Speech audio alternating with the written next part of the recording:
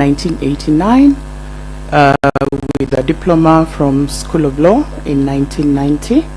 I did a short stint at the Office of the Attorney General, joined the judiciary 2nd May 1991, and I have diligently served uninterrupted until this moment in time.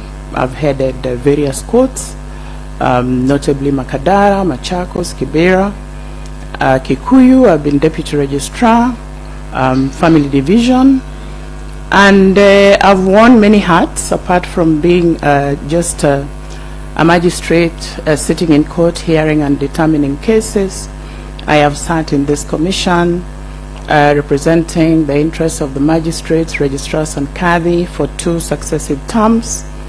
I have been very active in the welfare associations within the judiciary, Kenya Magistrates and Judges, Kenya Women Judges, and even in the East African Magistrates and Judges Association, which is an affiliate. And in all those associations, I've always served as secretary.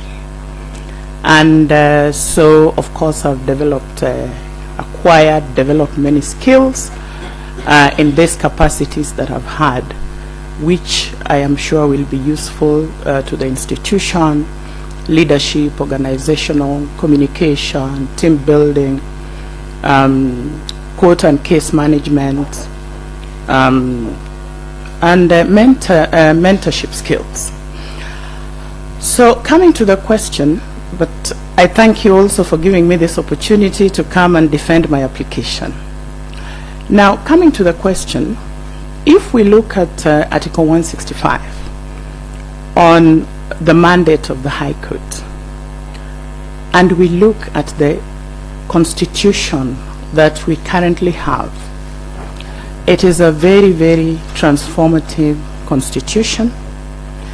It is a Constitution that has put people at the center. The Bill of Rights is very expansive. The High Court is the first port of call in the of a judge that you have made here.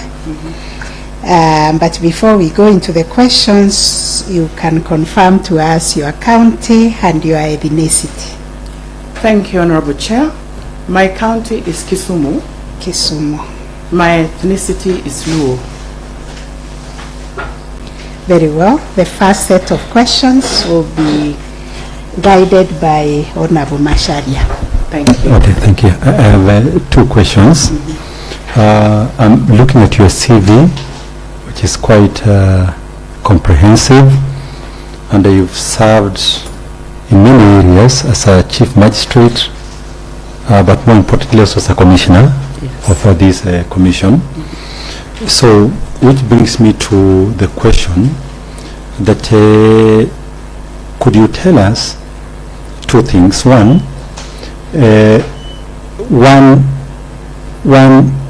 factor that you take into consideration if you became a judge that would make you a very impactful judge. And when I'm asking this question, you know, there are many judges that become appointed, you never hear of them until later on when they retire. Now, what is it that you think you do, just that one thing that would make you be very impactful as a judge? Then as you're answering that, what pitfall again you would avoid so that you don't become one of those judges who get there, then they run afoul, you know, with either the Judicial Code of Conduct or the laws of the country, or, you know, they get again into trouble. So you answer from both perspectives. Thank you very much. Thank you, Honorable Chair. Thank you, Commissioner. I don't know whether I should introduce myself or I go straight to the question. You can maybe briefly, you can introduce yourself briefly. Thank you. Already done, then you go straight to the question. Thank you. Thank you very much. As indicated, my name is Emily Ominde Onyando.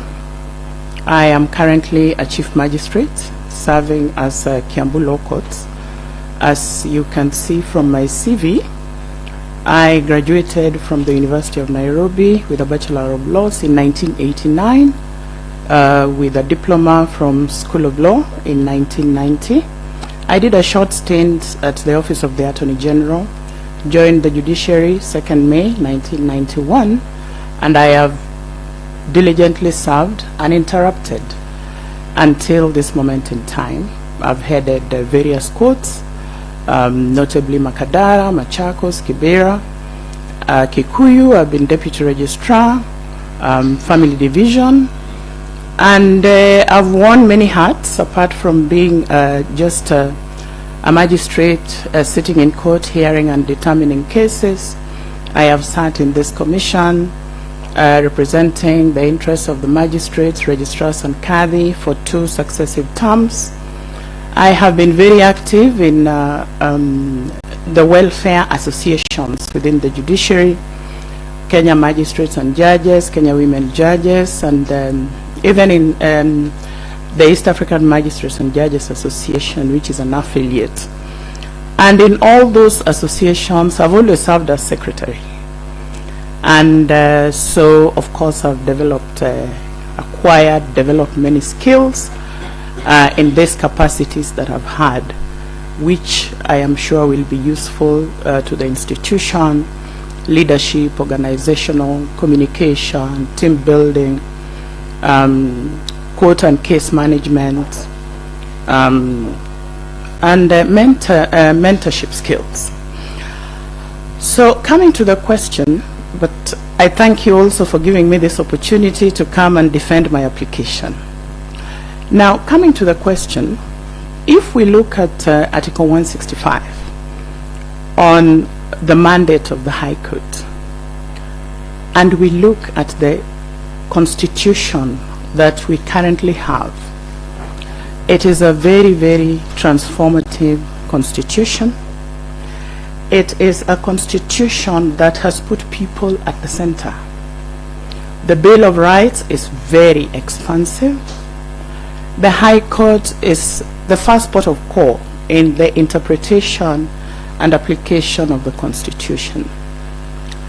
Now, because we have this very new, transformative, people-centered Constitution, and as a High Court judge, one of my key mandates is to interpret and apply it. The thing that I will be remembered for is that I will be a judge who will not shy away, but will interpret this Constitution in ensuring that the basic fundamental rights and freedoms of the citizenry is not only guaranteed, but it is protected to the extent that we can then say that we are a constitutional democracy hinged on the rule of law, respects the fundamental freedoms and rights of individuals, promotes good governance,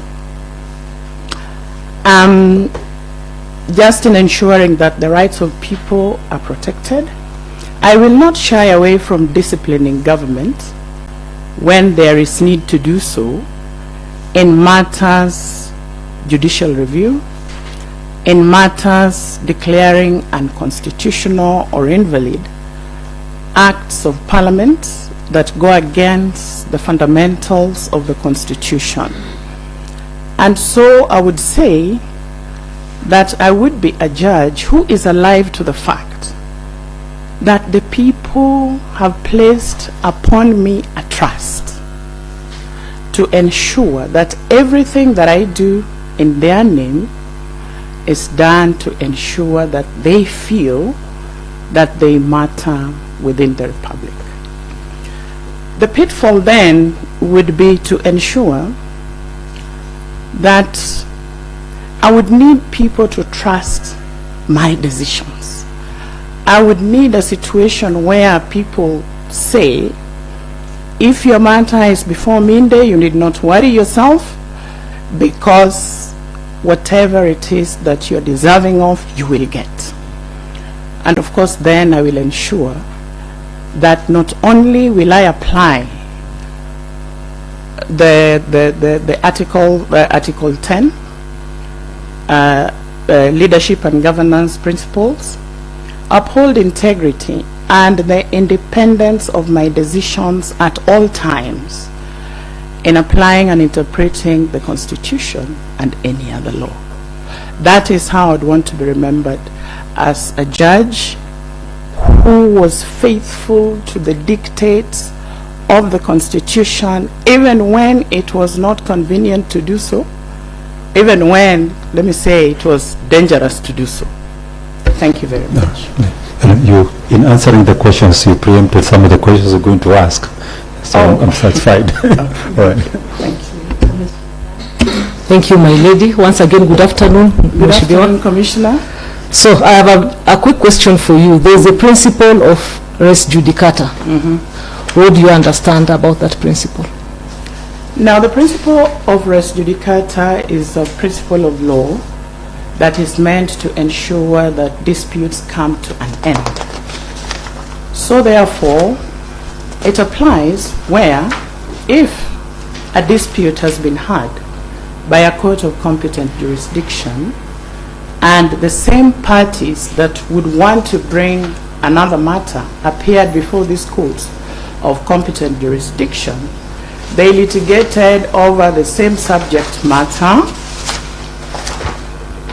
then they are stopped by the principle of res judicata from again opening the same litigation before another court, so that as much as possible disputes come to an end once a court has rendered itself on the issues before it.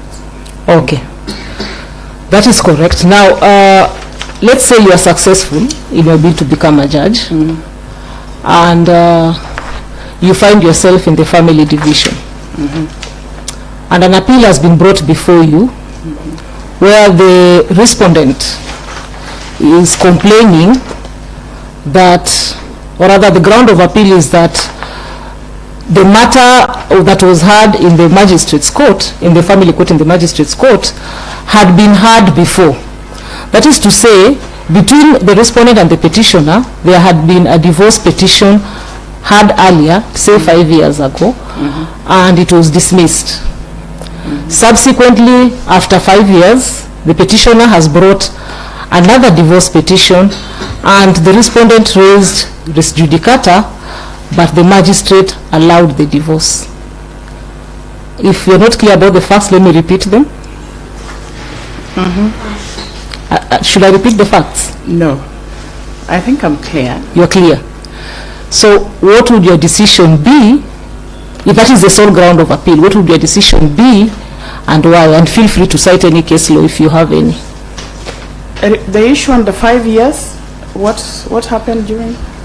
The respondent who has appealed to your court is saying, before this decision I'm appealing now, there had been a divorce petition between me and my wife, for example.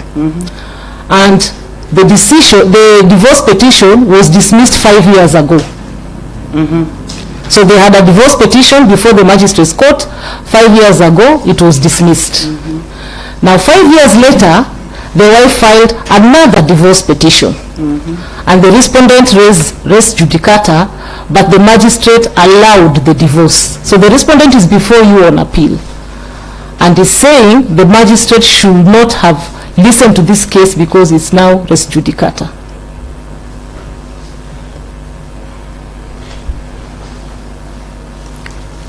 Now, if they were the same parties, they are the same couple, they are seeking divorce. Yes.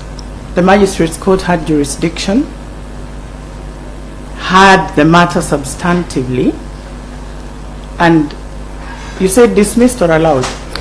The first time dismissed, 5 years later another petition is brought. Before the same magistrate? Before a magistrate's court. No, it ought not to have been heard. I think the principle of res judicata ought to have applied, and so therefore the other magistrate's court ought not have had the divorce petition if the parties were the same, unless, and the grounds for divorce were the same, and the court had jurisdiction. Yes, that's where I wanted to zero in. So this is a divorce that was had 5 years before and dismissed. 5 years later, a divorce petition has been brought. what is the consideration you would have in making a decision in that scenario? In the High Court? Yes, in the High Court. You're now listening to the appeal. Commissioner, I'm not very clear on that one, I'm sorry. Okay, maybe just by way of guidance, would the grounds still be the same grounds that were entertained 5 years ago? If the divorce is, a subsequent petition is brought 5 years later?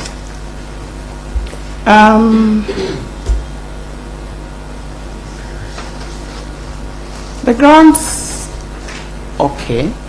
I think you'd go by the grounds for divorce in the Marriage Act? Yes. Yes. Yes. In the petition. So the grounds may not necessarily be the same, but they could be expanded. They are more expanded under the Act. Yes. Yes. Whereas, if I'm not wrong, I think the grounds for divorce in the Magistrates Court Act, are set out in the Act. Yes. Yes, in the Magistrates Court Act. Yes. So what will be the difference in the subsequent petition, if you look at it? Now, if I look at the Marriage Act, the difference would be, number one, did the officiating pastor have the capacity? Did the parties have capacity, mentor or otherwise? Were all the parties present at the, did they attend the marriage? Those are the grounds that would make the marriage valid. If it is not consumed, or if this marriage has not been consummated, since the marriage was entered into, then if during the subsistence of the marriage one of the parties is mentally unstable. Yeah, those are the issues that will invalidate the marriage, isn't it?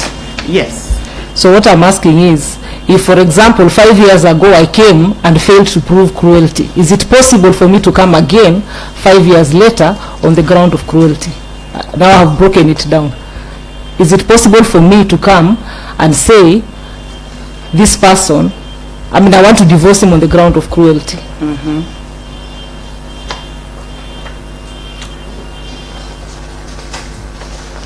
I don't think so. Let me just say I'm not very clear. Oh, okay, thank you. Thank you. Thank you, my lady.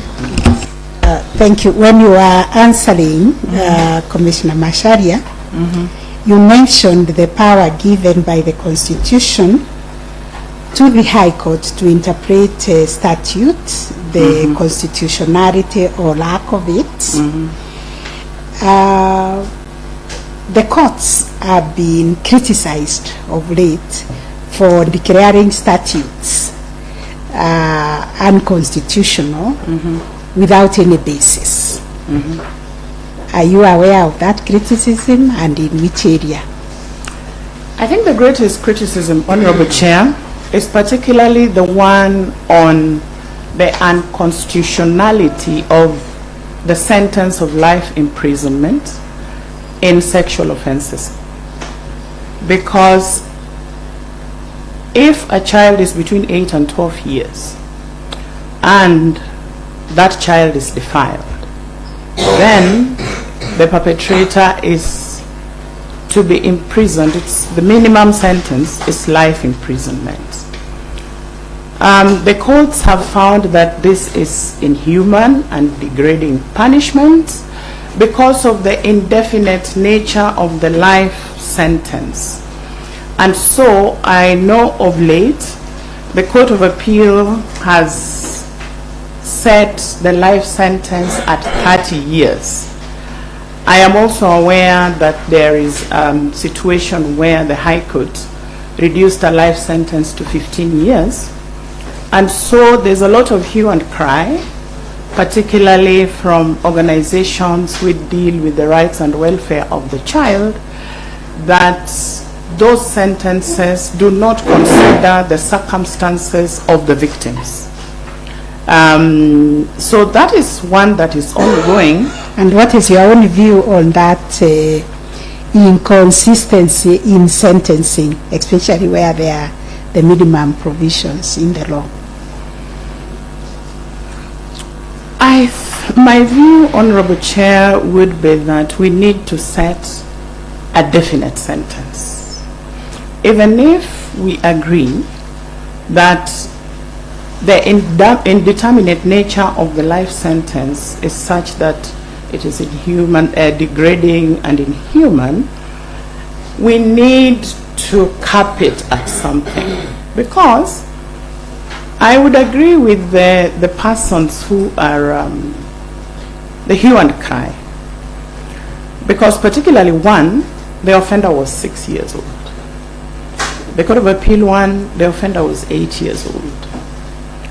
Now, if you sit in a court hearing and determining cases of defilements, I'm not saying that we must empathize with the victim because we are supposed to be very dispassionate, but we cannot close our eyes sometimes to the brutality that is meted out on these young people and left with scars for life. And so I think we need directions such that we have maybe not less than and not more than. But then again, I was asking myself when I was looking at it, the age of criminal liability is 12. And then we say a life sentence can only be up to 30 years. Now, if you have to sentence a child, or let's say an offender, or let's take 18 years. Now, if he was 18 when he committed the offense and you had 30 years, at 58 years, he's out.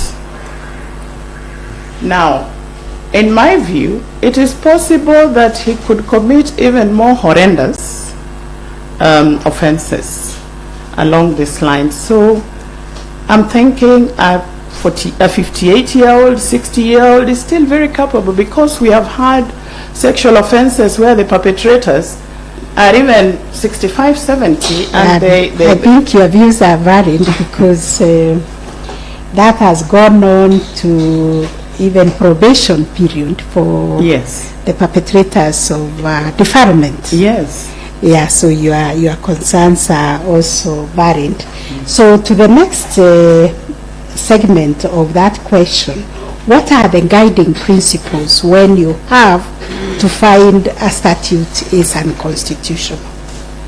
At least 4 of them that would guide you. You explained it very well when you asked. Yes. Now, of course, the presumption is that every statute, whatever goes by the Constitution. Yes.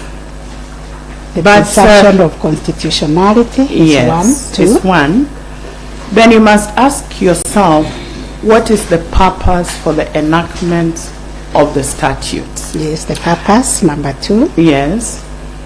And then, what is the mischief that the statute was meant to cure? And then, of course, it must conform. Everything about the purpose and the objects of this statute must conform to the provisions on the national principles of governance and the Bill of Rights. It must not then infringe on the rights and fundamental freedoms of any individual. I'm actually happy with that. In Kiambu, what are the most prevalent challenges in your court? In the day-to-day administration of the court or hearing and determining cases? Yes, the cases that bother you there. Yes, in Kiambu, we have a lot of defilements, robberies, and obtaining by false pretenses. It's criminal offenses that are most prevalent. Yes. Now, one of the challenges is the documentary aspect of it when it comes to obtaining. The other issue, of course, we have a lot of these wash-wash cases, let me call them wash-wash, where the people who have been obtained from are foreigners, And so getting them to court to testify is almost impossible. And what are you doing as a court to reduce that kind of a problem? Now, what we do is we give the prosecution, much as we appreciate that the complainant also has a right to be heard under Article 50, but we cannot extend cases forever. And so we give the prosecution an opportunity to proceed with the case as far as is reasonably practicable. But remember, the accused is also entitled to an expeditious hearing. And so, of course, when it becomes untenable to go on mentioning cases because the witness is a Chinese, Turkey, whatever, then we offer the solution of getting the witness testify virtually, if it's not possible to avail him physically in court. So we have used that also, but more often than not, when they don't come, then I usually encourage the prosecution, instead of terminating the case, withdraw it under 87A. When you put your house in order, you can bring back the case. Thank you. So that is one thing we do. We have cases that are very clear. The moment you hear the first witness, the accused already knows he has no case. And so as much as possible, they try to really convolute the issues. This drags the cases because you find yourself making one ruling after another on whether whatever he's asking for is entitled to or not. What we have done, when we do our mentions, we use the virtual platform as much as possible, so that people don't have to come to court unnecessarily just for a mention.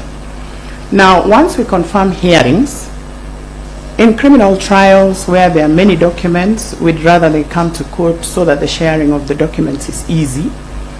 In civil cases, say confirmation of grants, applications, those ones we do virtually as much as possible. Where we have road traffic accident cases, where the witnesses are 2 or 3, we do them virtually so that we expedite the process. I'm happy with that. Justice Majaj. Good afternoon. Good afternoon, Judge. We were with you here in the Commission for the last 5 years. Yes. So I'll just ask you one question. Thank you. I've looked at your sample writings, and there's one case that has intrigued me. It is Joseph Mbote Karwenji and Leonard Jao Mutura. It's a ruling on an injunction. What has intrigued me is that it is 29 pages long. Yes. 29 pages, well written, cited authorities, gone through the arguments of all the parties. It is well written. My concern is, as a judge, would you have the luxury of writing 21 pages for every application for injunction? Honorable Judge, even as a magistrate, I don't. But if you look at the introductory part of that ruling, I later came to learn that the advocate for the plaintiff was a newly admitted student. And so his pleadings were so convoluted that it was not possible. Like I said, he had mixed everything up. Why that ruling was long, in fact, I usually do 5 or 6 rulings and judgments every week. That one, I put just that one, because I first of all had to organize the pleadings to ensure that the ends of justice are met, because notwithstanding the fact that he was not able to succinctly and precisely express himself, he also deserved fairness. That one is particularly long because I first of all had to even rearrange his prayers, and thereafter his affidavits were all mixed up, and that one particularly took me a very long. I just had that one ruling for that week. Okay. It's the only one. I think one, and there is another. So occasionally I come across such where I really have to to express myself in the judgment. But ordinarily, my rulings are judgments, as you can see from the others, 10, maximum 12. Okay. Yes. Secondly, just a more personal question. This is the second time you are coming here for interview of Yes, judgeship. Commissioner. The last time you did not get it. No, I didn't. What have you learned through that experience, and how would it affect you as a judge? Thank you very much, Commissioner. The most important thing that I learned through that experience is that my own issues are personal to me. I am here to serve the people of Kenya. Serve them dispassionately, objectively, notwithstanding the challenges that I may have as a person. And so, after I did not get that, I went back to Kiambu and continued to serve with the same spirit of dedication, with the same spirit of service that I have always exhibited. That is number one. And number two, I came to learn that failure is a part of life. Life never promised anybody anything. All that you need to do is put your best foot forward and prepare yourself for any eventuality. I think the word is prepare yourself for any eventuality, so that when whichever happens, you are able to take everything in your stride and move with the times and live to fight another day. Thank you. Thank you very much. Yes, thank you. Thank you, your Honorable CJ. Your Honor, Yes, I'll not be long either. You have served for long in the judiciary in various capacities. I'm aware of your work. The record speaks for itself. Thank you. Now, you have served through a long time, even before the 2010 Constitution. Yes. And you have seen since the 2010 Constitution, you have under the tenure of 3 CJs, 3 Honorable Chief Justices, and one is continuing. You have been working under that the legal sector, but the judiciary. Each of the Chief Justices launched their blueprints, and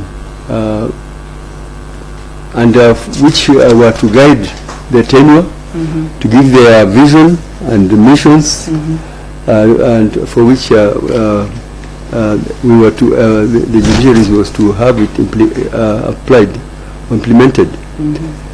The current blueprint that we have is referred to as START, which you are aware of, and which you have participated in. There are many principles.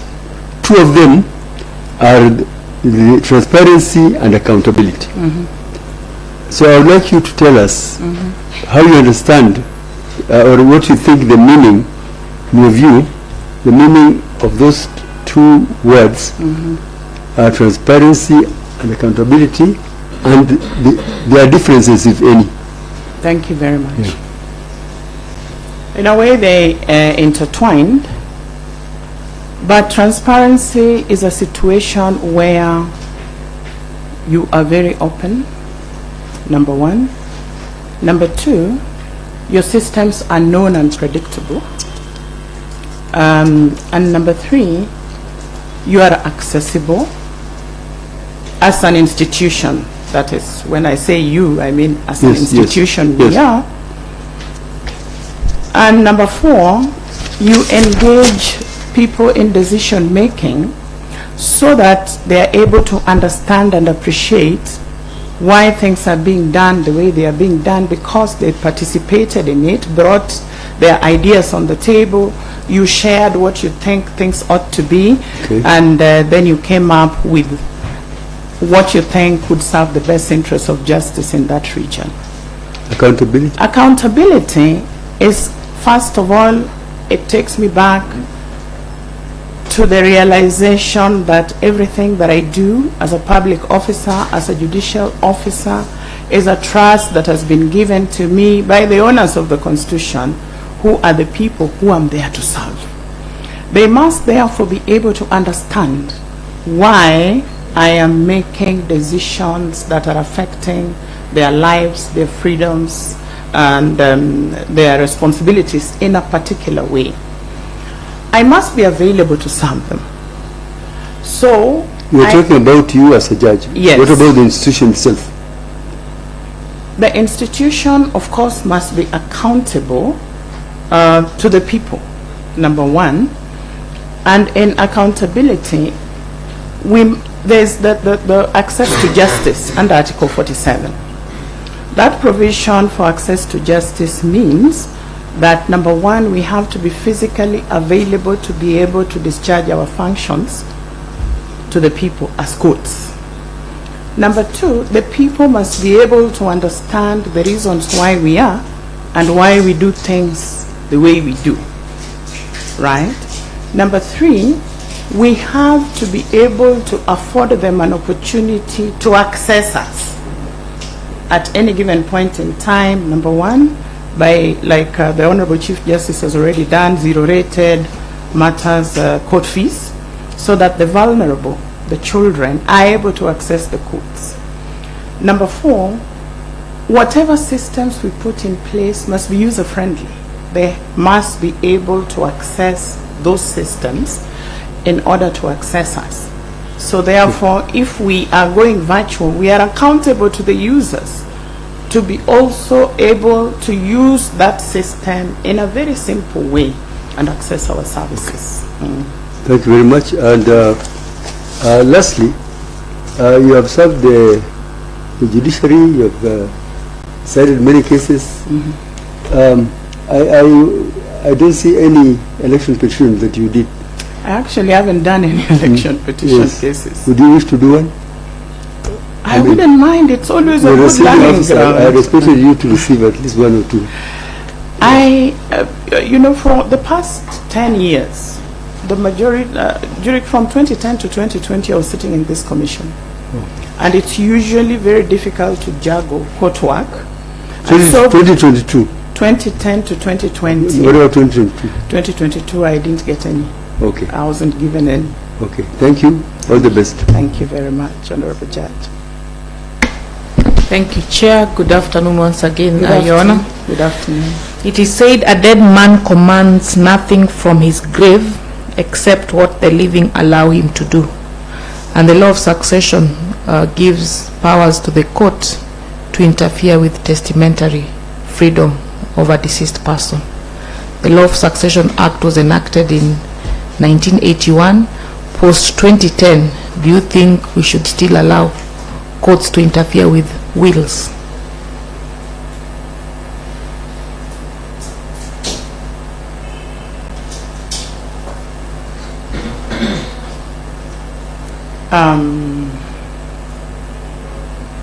Let me first of all confess that I haven't handled matters with wills, and so I'm not very conversant in that area, but generally,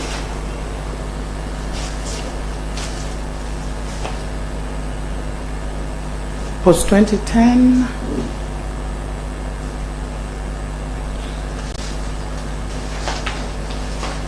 perhaps, maybe. Why? In terms of, especially on interpretation of the law.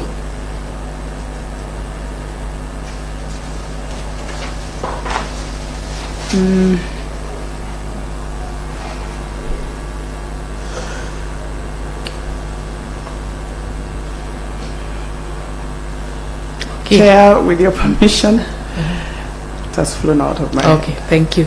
I see from your CV you're also a member of the Tana Delta Commission of Inquiry into the ethnic violence in Tana North, Tana River, and Tana Delta districts. That's between 21st September 2021 and March 2013. In terms of access to justice, what would the role of the judiciary be in ending ethnic violence in the country?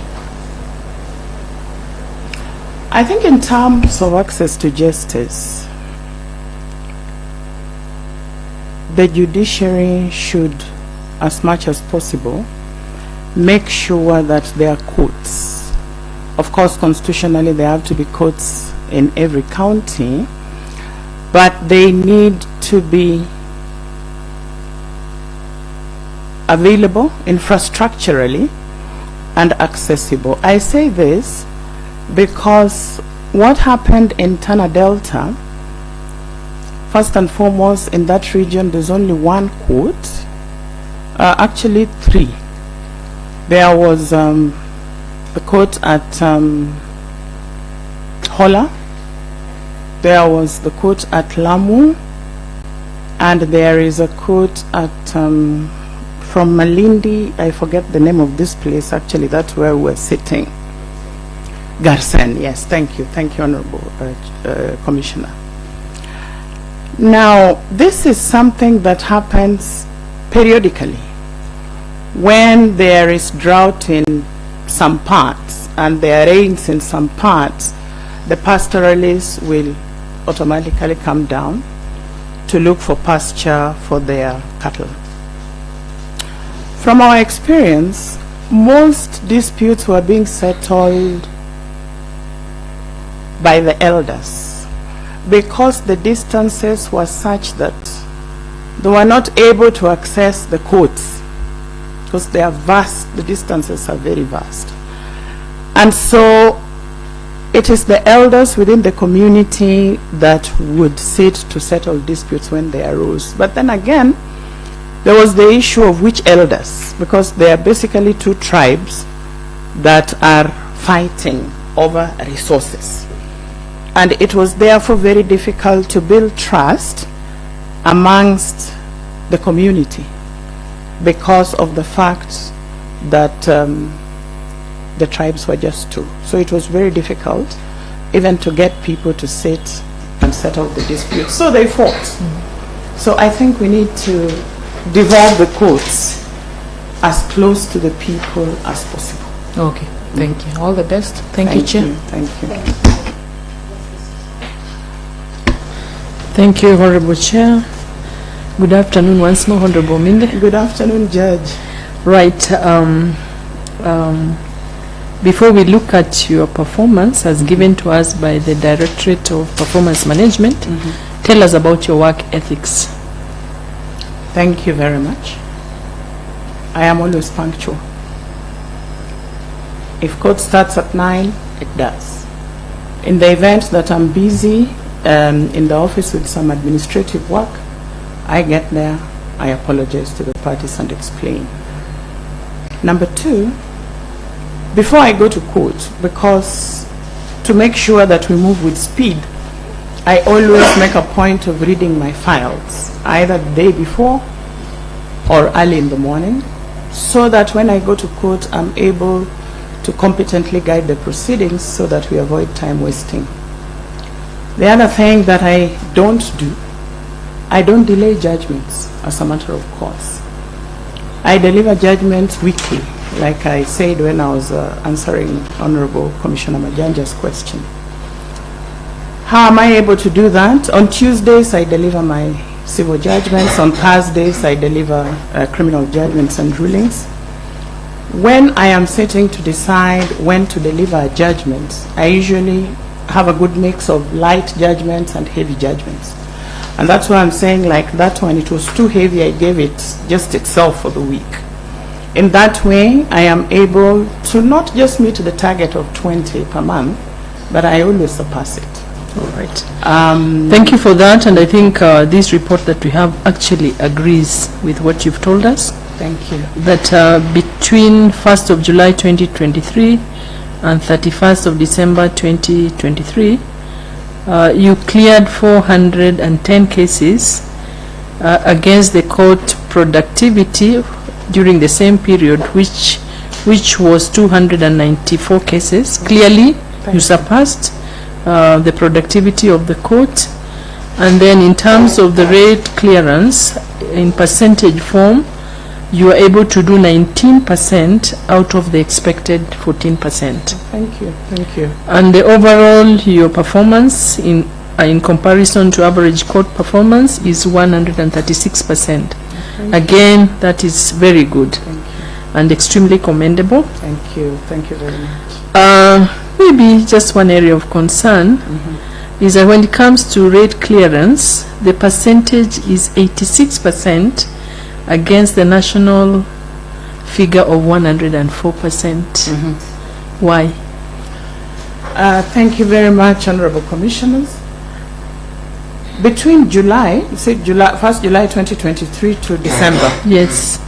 Now that's the period when the transfers were effective in the entire country. I think Kiambu, out of 6, we only remained 2. And so in the process of the other magistrates coming in, settling down, going to court, proceeding under Section 200, it took a toll on our case clearance rate. Fair enough. Maybe another something that is a bit surprising is that when it comes to corruption prevalence for the year 2019, were you there? I went there in October 2019. Yeah. I'm seeing that the percentage here is 0.00 against the national level of 7.03.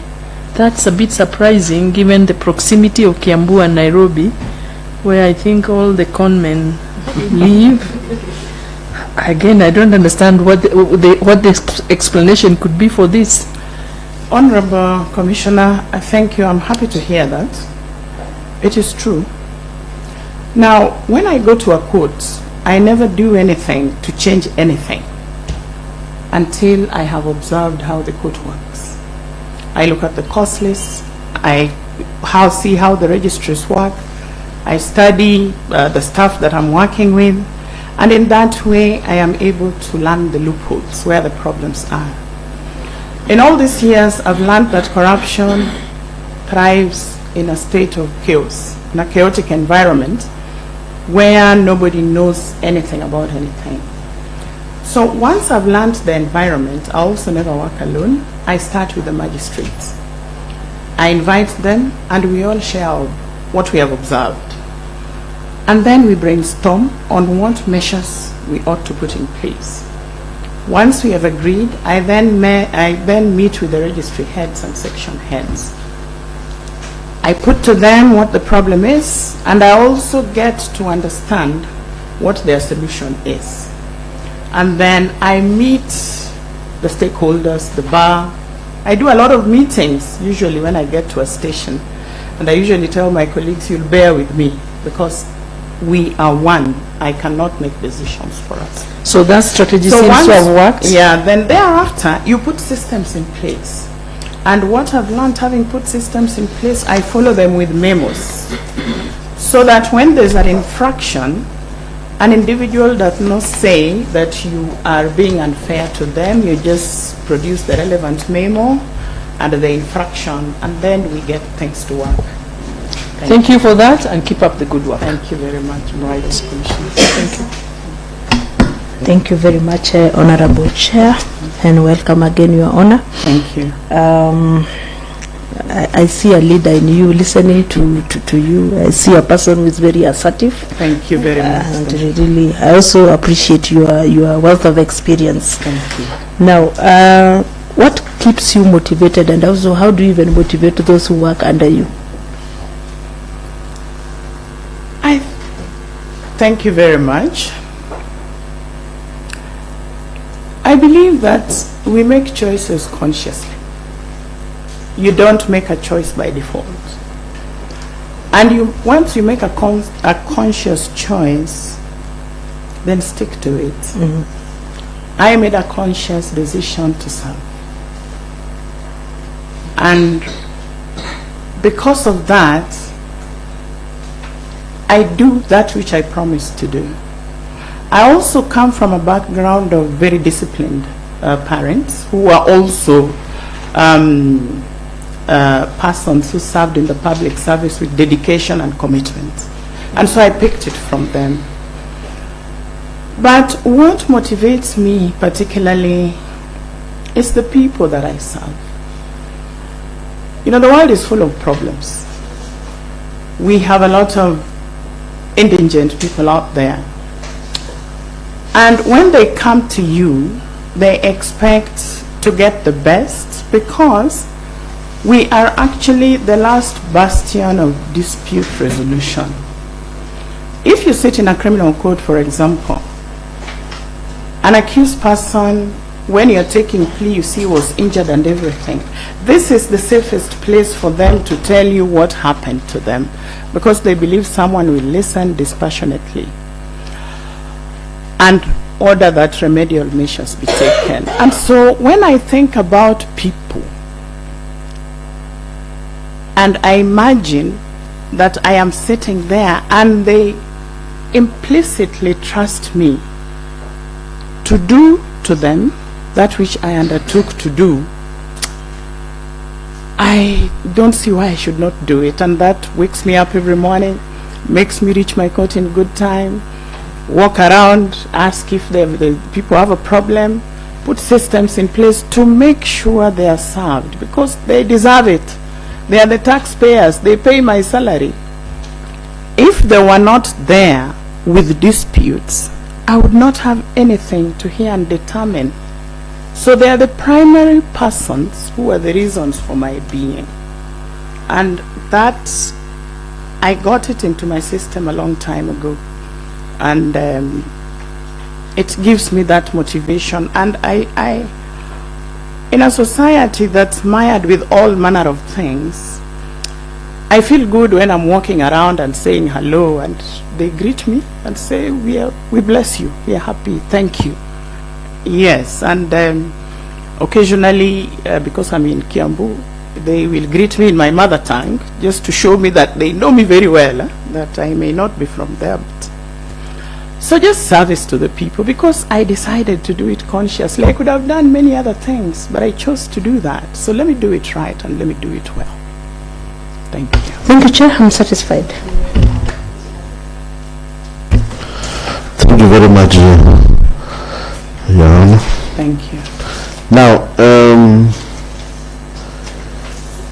if you were a judge, under what circumstances would you recuse yourself from a case? Thank you, Honorable Commissioner. And to whom would you ask for authority? Recusal. Yes. The first thing is, if I feel that given the circumstances of the case, nobody needs to know, but I may not render a just and fair decision because of something that I hold dear to me, and it is the matter before me, I will recuse myself.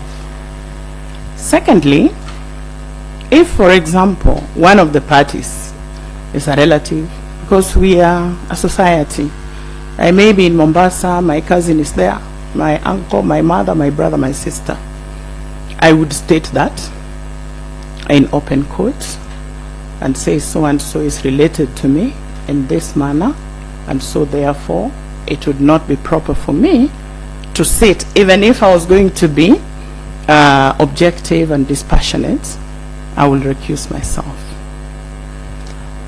Now, I have had a situation as a magistrate where I came to learn that my prosecutor had been compromised.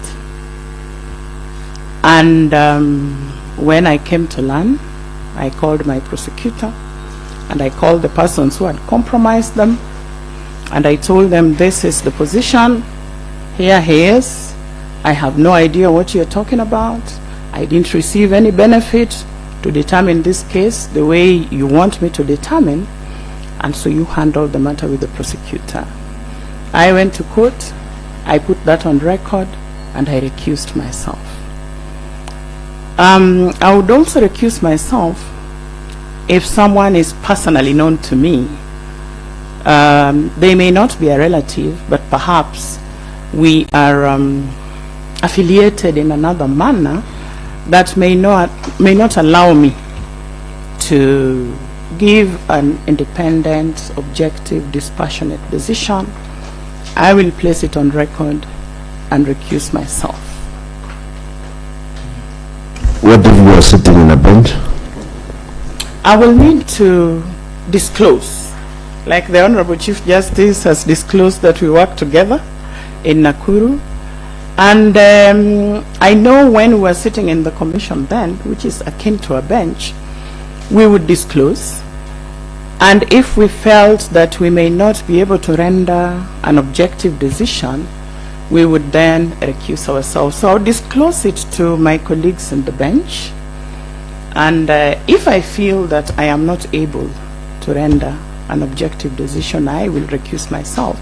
If they feel that given the circumstances that I have stated, it would not be proper for me to say it, because then justice may not be seen to be done. Even if it is done, then I will recuse myself. Okay, thank you. Thank you, Honorable Chair. Mheshimiwa, my question to you, what is an ideal team to work with, in your opinion? An ideal team is a team with a common vision and a common purpose on how they intend to achieve that vision. An ideal team is a team that is participatory. It is a team where everybody feels they belong, and where every idea counts, so that you carry everybody on board. And in crafting the vision for the team, every idea has been put on the table, they have been put together, you have come up with an even grander and better idea, and then you agree on what is easily achievable, what will you do to easily achieve those low-hanging fruits, what is not easily achievable, how do you propose to go about it, so that you make decisions together. Okay. And what would you do if you were sent to a station and you don't find the team ideal for you? Thank you. You build it. How do you do it? Thank you very much, Commissioner. Like I said, when I go into a station, I observe first. Having observed, we sit and discuss the challenges that are there. Then we agree on what we would want to do to handle the challenges and move forward as a team. So participation and getting the buy-in of every member of the team is important. Once you observe people, you will know who is strong in what and who is weak in what.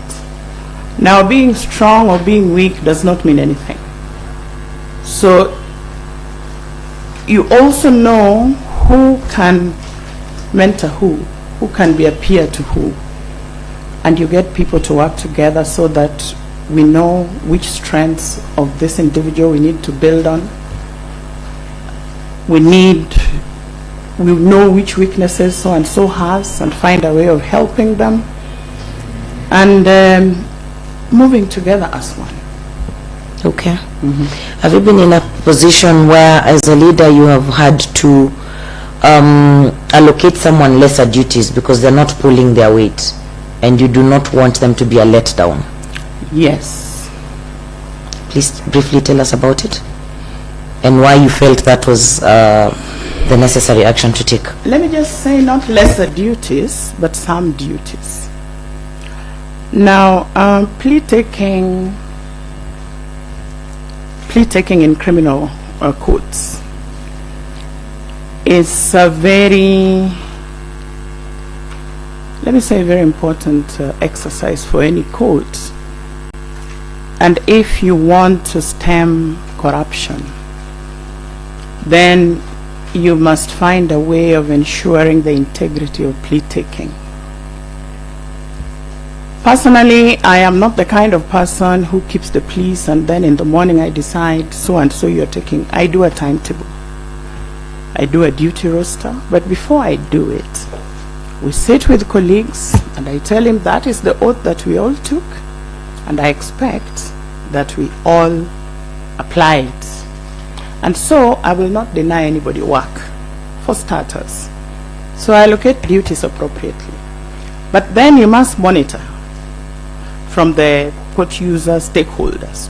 When you realize there's a problem, like when I do, I don't deny them work as such, but I space them out so that if we are 7 magistrates, then I know who I can give 2-week break, 2-week break, 2-week break.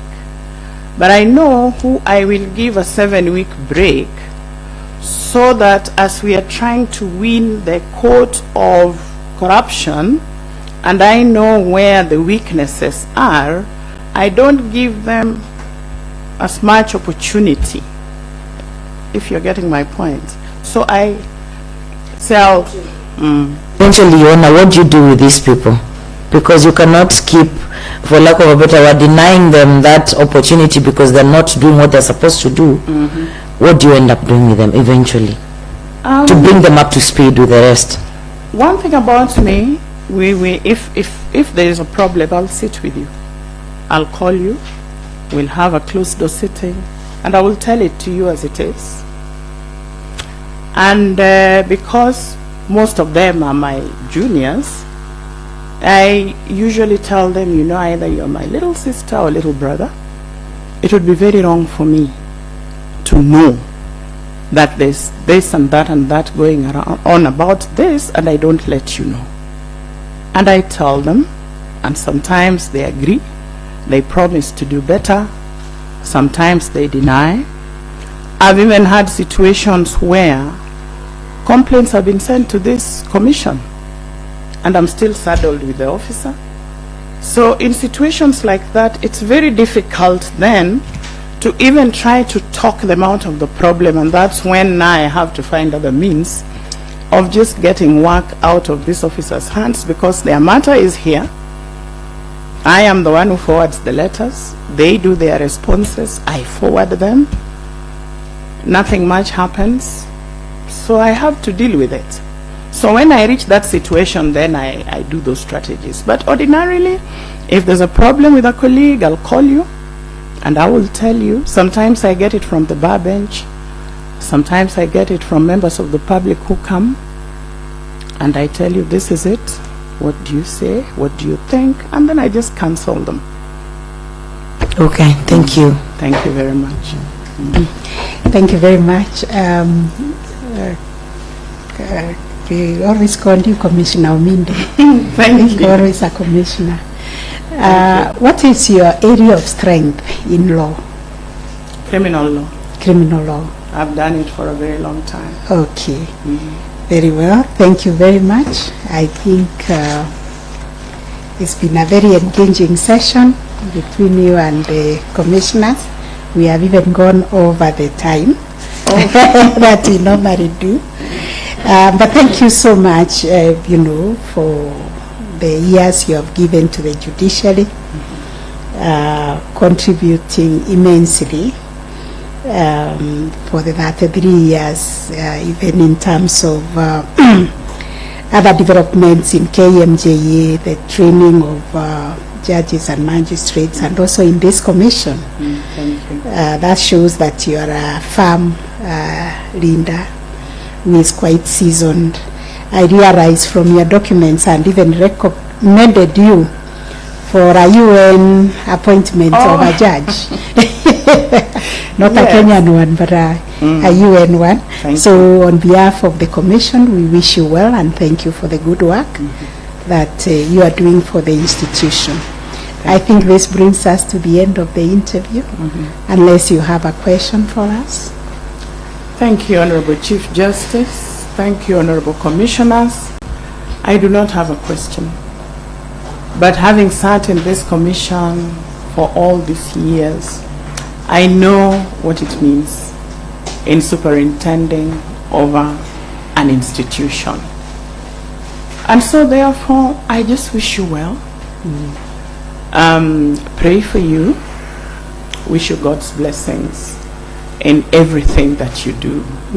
But otherwise, on my part, I'm really, truly grateful, and I appreciate the opportunity you have given me. I thank you very much, and I wish you well. Thank you. We wish you well. We'll get in touch with you when we complete the exercise. Thank you. And we send you with our greetings to the people of Kiambu. Thank you very much. Have a Honorable nice Chair. afternoon. Thank you, Honorable Commissioners.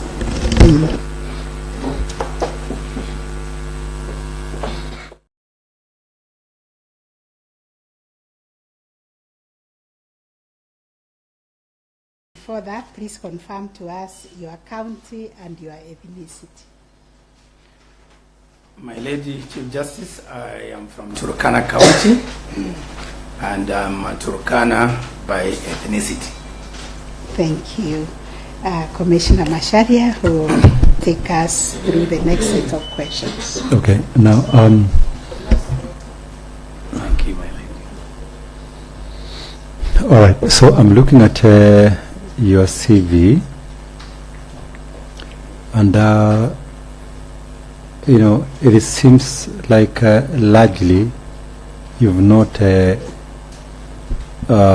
practiced law in the strict sense of the word. You know, you've not interacted so much with the courts. You know, in terms of actual practice. You know, of course, you're not a judicial officer, so we would be looking at your experience from the outside. I don't know how then you'd be able to convince the commission that, you know, you'll be judge ready, in the sense that if you are appointed, you'll be able to run the course almost immediately. Thank you, Vice Chair and Commissioner. I would like to start by thanking you for having me in this interview. Indeed, it is a great opportunity. Coming to the question, I am aware that I have not been a litigator in court, or neither have I been a judicial officer. However, the experience I have and the places where I've worked have exposed me to the practice of law. And even currently, I would like to inform you that as the county attorney for Turkana, one of my functions is to represent the county government in court, in litigation matters other than criminal matters. So there's a whole lot of work that we do as an office over the last 5 years when I joined as the pioneer county attorney. We've done a lot in terms of interacting with the courts, in terms of defending public interest, defending the interest of the county government in terms of litigation. So we have a number of cases that we are handling as an office, and it's my responsibility, because the law gives the county attorney the powers to go through all those cases to where we need to defend the county government, to draft the pleadings and to appear in court, and in some cases we get support from external counsel. So I must say that I am not strange to the workings of the court, and in some cases I have appeared before court on some of the matters that raise substantial issues of law, and particularly touching on litigation around community land. I have done that. I think also my understanding of law and the practice of law, in a narrow sense, when you are a litigator, you go to court, you litigate. But in the broader sense of law and justice, I think I have practiced law in the boardroom, but also outside there, because when you look at the role of the law in transforming society, when we look at if you look at my CV, most of my work has been in social justice, human rights, and community development. And that's where I've applied my knowledge of law to be able to interpret the law, to be able to draft the law, and to translate policies into law, then which becomes actionable by the county government. So in that respect, Vice Chair, I have had a lot of experience drafting laws. I have had a lot of experience advising the government on the law and on compliance, and all this requires that I read the law, interpret it, and then be able to communicate what the government needs to do and what they don't need to do. And particularly, when you look at my role as a legal advisor and my role as my function to draft county legislation, the legislative proposals, it is up to me to look at the law to see that it does not offend the Constitution, that it is consistent with the constitutional provision.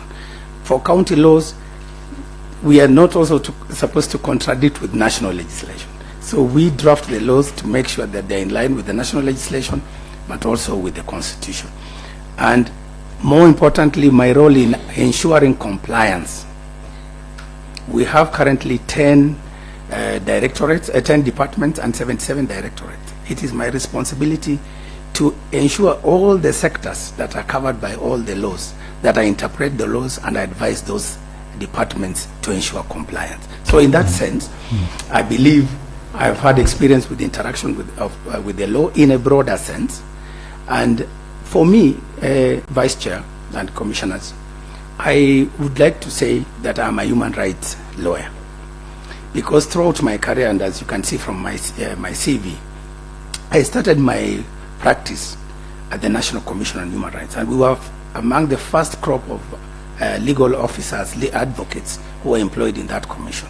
And through that work, I was able to undertake human rights investigations, and I was actually a lead counsel in the first ever public inquiry on human rights violations in Malindi, in what is called the Salt Belt region.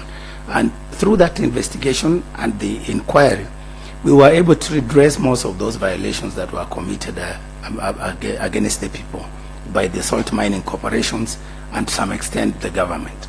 So for me, my roots is in human rights law, and I am well versed with the international human rights law, interpreting treaties, conventions, and applying them in the context of Kenya. If I may ask you, and you try to be as brief as possible because of the time constraints. Now, you see, the reason I'm asking you that question regarding your CV is because it's a constitutional requirement for us as a commission, even as we pick the various applicants, that somebody, if you've not been, if you've not been a judicial officer, for instance, you being now from the outside, we agree you can come from any sector, including the academia. Yes. But then that means that you must be distinguished in whichever area that you are coming from. So which brings me now to the question again, very briefly. Yes. What then makes you distinguished? And when you are saying distinguished, when you're answering that question, you have to be very specific, showing clear examples, because providing guidance, advising and all that is a general role, which of course is what you are paid for every day to do. Yes. So you must show that beyond that, that among the very many applicants who are seeking this position, the few positions that are available, that as we retire now to make a decision, this is what you as an applicant makes you distinguished, cutting above the rest of the other applicants. Thank you, Vice Chair. I think that's a very heavy question, but I think I need to demonstrate that I am distinguished. And in that respect, I am committed, and throughout my career, I've been guided by certain principles. Number one, social justice. Number two, human rights. Number three, community development. And number four, a demonstrable commitment to public service. Which is why, even though I've not ventured into private practice or other areas, I have always followed that path, which I believe is in line with the judiciary's vision of social transformation through giving communities and people justice, just moving away from the traditional role of the judiciary, where as a judge I'm expected to sit and adjudicate over matters. So for me, I bring that experience working with communities, experience drafting laws to change the lives of the communities. Having worked in the National Commission on Human Rights, I was part of the reforms that led to the new constitution and now to the new judiciary, which is increasingly assertive in protection of human rights. And in that respect, I am more comfortable, and I think given an opportunity, I can be able to apply my mind and experience in the field of human rights, community development, and social justice to be able to add into the vision of the judiciary that is now going out there. Another distinguished aspect or experience that I bring is the partnerships. Having worked with the international institutions such as the United Nations, I am able to work to work comfortably, to bring partnerships, to coordinate various actors, and I'm sure these are the skills that when I go to my station, if successful, I'm very quickly able to work with the court users committees, the stakeholders in the justice system, to be able to get things done, to be able to move the wheels of justice in that particular area. My final question, unfortunately again we are restricted by time. County governments generally, and these are matters that are in a public fora, have generally run afoul of the law in many respects, including on matters accountability. It's not an idle statement for me to say that. Now, in your county, as you continue advising and as you do that, because these are some of the questions that would also arise, has your county, again, bearing in mind the fact that, some matters in public domain, during your tenure, has the county run afoul with the law, because you are the advisor? And in answering that question, how have you dealt with that challenge, if at all? Of course, if it has been a clean slate, if you are convinced it has been a clean slate, you'll say so. Thank you, Commissioner. I think I would start by saying it has not been a clean slate. When the county governments were established, these are new structures with new leaderships. These are structures that took over from the defunct county council government. And before I joined the county government of Turkana, I joined in 2018. Of course, there were so many decisions, so many things that did not comply with the law by the time I was there.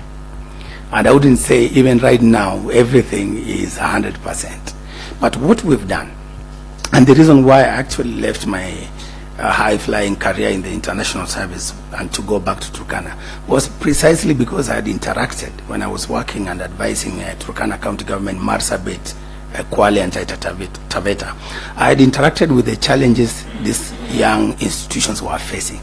And one of the biggest lacuna was the lack of that legal office to provide legal advice, to ensure compliance with the laws, understanding and compliance with the laws. So for Turkana specifically, what I have done, I have one of the issues I noticed when I joined was the court cases we are having was a result of mismanagement of the procurement process, the tendering and procurement. And in that regard, I have undertaken specific trainings of the staff to make them understand our procurement laws, our public finance management laws. I have actually reduced cases by training staff and also mediating some of the contractual disagreements between the contractors and the county government. I have, in cases where governments were just groping in the dark and doing things without any law, I have also undertaken that task diligently of drafting many laws that are now guiding the county government. If I may just, it was my last question, but I just want us to focus on what exactly I was running after. You see, it's in public domain that the county governments have really, largely, breached, the constitutional provisions relating to accountability with what I would call reckless abandon. Yet they have county attorneys, lawyers who are supposed to be guiding them and advising them. So what does that tell the public about the place of county attorneys who are supposed to be guiding, and yet, they are observing the law more in breach than in compliance? And then again, answer very briefly, and that's my final question. I think, Vice Chair,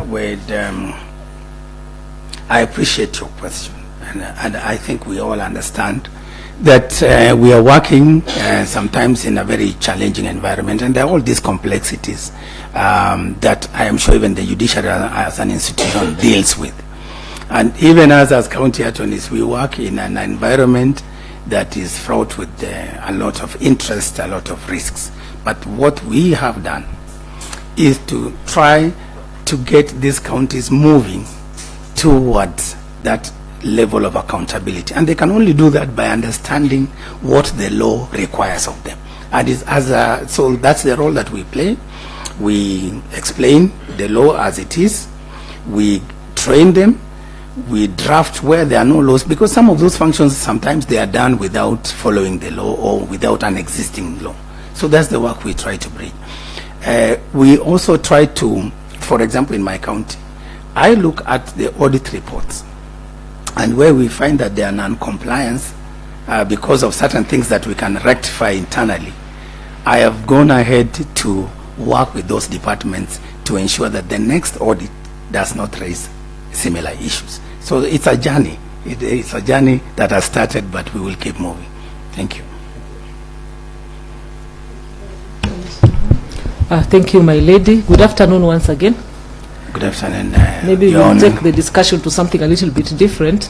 Okay. Statutory power of sale in mortgage transactions, when does it accrue? I think when somebody defaults to pay, and then that's when that power can be exercised. That's the much. So how do we go about it? When does it accrue? Because there's default, and then what else is supposed to take place before now you can exercise that power? That one I am not familiar with that. I do know that the statutory power of sale takes place when there's a default. When there's a default. Okay, I want to give you a scenario. Yes. Let's say you are successful and then you become a judge, and on your first day of work you find there's an appeal before you, or rather a case before, an application before you, where Mrs. X is challenging Bank Y that is about to exercise the statutory power of sale. And her reason for challenging the exercise of that power is that the property that is about to be sold is the matrimonial home where she lives with their children and where she has raised her children, and of course there's that sentimental value attached to it. How would you go about making that determination? And give your reasons, and if there's any case law you'd wish to quote, please feel free to quote.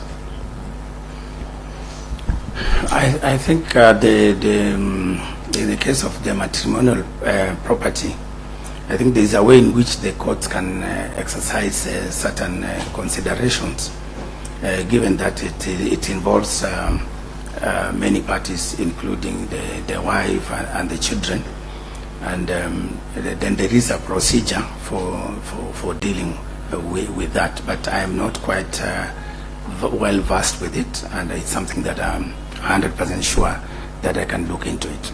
Okay, thank you. And I wish you well. Thank you, my lady. Yes, thank you very much, Council. I will take you on your answer when you are being engaged by Commissioner Macharia, and you are saying you are a human rights practitioner and a human rights defender. You said you even participated in the constitutional making. So tell us, what is the intersection between justice and poverty, and how can justice be used to eradicate poverty? Thank you, my lady Chief Justice. I think there is a correlation between justice and poverty and justice.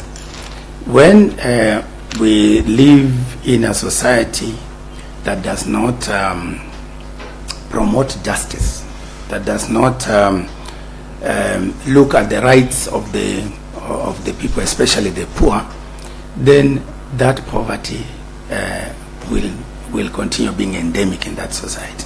So what justice does is to try and address those structural issues by holding the duty bearers accountable for the provision of those goods and services that will reach to the poor.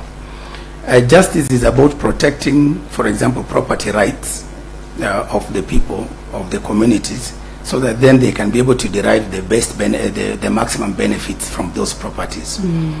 Justice is about looking at the policies and those structures that perpetuate the inequalities and discrimination and leading to that poverty. And it's about now holding the state. Yes, thank you, my lady. Yes, you look into the vulnerable members of the society and yes. see how they can access justice, also property protection, and interrogate the policies to see to it that they address the issues of poverty. So what are the three major challenges currently facing the judiciary? Three major challenges. My Lady Chief Justice, I think for me, and actually I might say the reason why I'm here largely is because of the transformative work that the judiciary is doing. We are beginning to see over the last few years a judiciary that is assertive, that is proactive in the promotion and protection of human rights and in protecting the structures of the state, such as our devolved structures. And to come to your point, to your question, the three challenges that I see from an assertive and resilient judiciary are as follows. One of the key challenges is the perceptions outside there, and sometimes perceptions of the judiciary encroaching on the spaces of other branches of government. So that perception is a problem. Another challenge is, of course, the challenge of resources. With the agenda and the vision, and the judiciary's established vision of expanding access to justice, widening it and expanding it, the judiciary will definitely need more resources to be able to reach out even some of these marginalized and poor areas. So number two, that is the issue of resources. The judiciary needs to address it. Number three, there have been also concerns about corruption in the judiciary, which in my view, I think there is the perceived and the actual. So, but still these are issues that I think are challenges that the judiciary can address, and I'm sure it's addressing them as we move forward. Fair enough. Finally, what does the Constitution require of a judge when exercising judicial authority? My Lady Chief Justice, a judge is a creature of the Constitution, and the Constitution has given the judge the opportunity to provide judicial services to the people of Kenya, of course arising from the power they have given to the judiciary and the judges. So a judge is expected to be obedient to the Constitution and to advance those values and principles of the Constitution. A judge is supposed to be independent in making decisions and not being influenced by other external pressures. A judge is supposed to be impartial.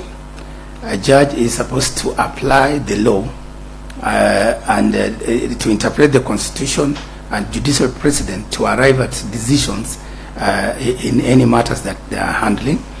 And a judge in today's judiciary, apart from the traditional role of being an arbitrator, is also required to perform other functions as a facilitator of justice, working with other actors. A judge is also supposed to be a convener for the purposes of expanding the space for justice. A judge today is expected to be well versed with the technological developments and leverage on the opportunities that ICT provides to be able to expand justice within the station and judiciary and the wider society. So, Fair enough. Thank you very much. Justice Majanji. Yes, good afternoon. I just have a few questions. I've noted your sample writings. 3 of them are, I think, your postgraduate dissertations. Yes, and then my one lord. is a statute which you, I believe, drafted. Yes, and my one lord. is an opinion you gave to the county. So I just want to ask you, you see, we ask you to provide these sample writings to also see whether you are judge ready. Yes, my lord. From your writings, how do you think what you have shown us differs from a judgment? Or what do you think is the difference between the writings you have shown us and a judgment? My lord, I think what I've provided you, some of the research I have done in the various fields and disciplines where I've undertaken education. I believe one is... yes, that's correct. Yes. But now I want to ask you how this would differ from a judgment. You have written, you have had a case, you are required to write a judgment. How do the two differ? Yes, my lord, a judgment is based on a particular structure.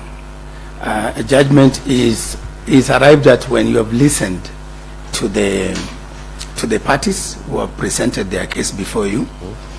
You have listened to the facts, evidence. You have looked at the laws that are applicable to that particular case.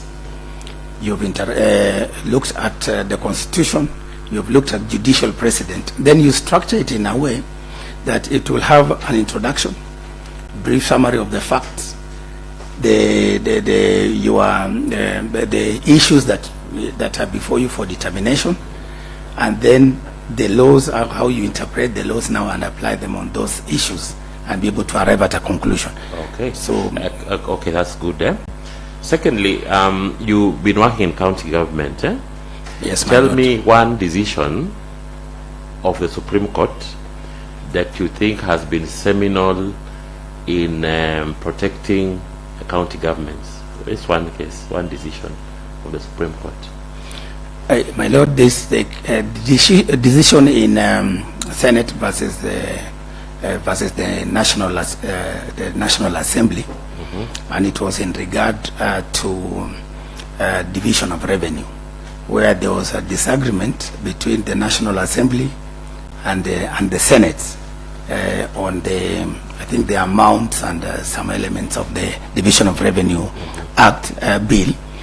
And when after the formation of the committee, the what you call the mediation committee under Article 113, and the committee did not agree, the matter went up to the Supreme Court, and in that case, the Supreme Court played its role to protect devolution. What did it say? By saying that where there's disagreement, the court can step in and actually provide guidance in terms of the minimum amounts that county government should be given, and that directive was given to the National Assembly to be able to disburse, I think 50% or some percentage, so that counties can continue operating even as the Senate and the Assembly are sorting out the differences. Okay. So, and I thought that what do you think is the problem of the court interfering with decisions that would ordinarily be left to the structures, i.e. the National Assembly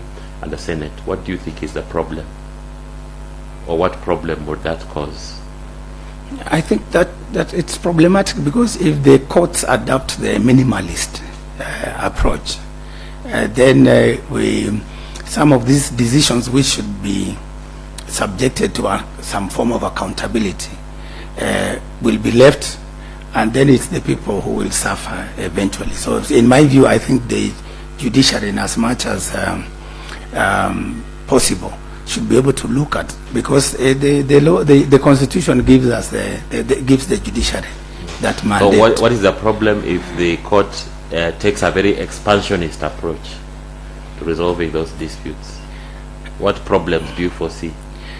Of course, I foresee a breakdown of the relationships between the various branches of government, and where now maybe the executive, both at the national level and the county government, would feel maybe the court is encroaching on their political mandate. So I think there's a delicate balance there that we need to maintain. Thank you, and I wish you well. Thank you, Honorable CJ. Council, Yes, I my have lord. a few questions for you. I noticed that based on the questions that were asked of you and the answers you have given, Yes, my lord. really what we would like, we're searching in this process, we're searching for a judge material, we're searching for a judge in you. Yes, my lord. So therefore, that's why we look at you and look at your credentials, your qualifications, your experience, to see whether you are suitable to be a judge of the High Court of Kenya, and also whether you are judge ready in terms of your knowledge, apart from the degrees that you have or the qualifications, and also even matters of your jurisprudence. Now, you have done 3 masters. Yes, my lord. You have 3 master's degrees. Master of Laws, University of Durban. In what area? In oil, gas, and energy law, my lord. Yes. Very relevant for your county. Yes, my Master of Science in Project Management, Yes. University of Liverpool. Yes, my lord. That's management. Master of Arts in Peace, Conflict and Development Studies in areas of peace and conflict. And Yes, I can ma'am. see you even did your thesis on terrorism. And you, Family from. Now, that's very good, and I think you where you are, I'm sure you're serving very well. thank you, my lord. And also, I believe you're material to be a university don, an academician. But now, when you come to talking about the judgment that you refer to, you talked about the structure of the judgment, Yes, which is, to me is very theoretical. But then I would like to ask you, what is the ratio decidendi of a judgment? In a judgment, there's the ratio decidendi, and in some cases, the obiter dicta part. Yes, The tell ratio me. decidendi Can you is- give me the is- definition? Is the decision of the court based on the law and the evidence and the facts of the case. No, I just want you to define ratio decidendi. The meaning of ratio decidendi. The reason. Okay. Yes. And the obiter? Obiter is the You mentioned it yourself. Obiter dicta. obiter dicta is the facts, I've forgotten. I think I've mentioned it, but I think Yes. just keep my mind. Okay. Yes.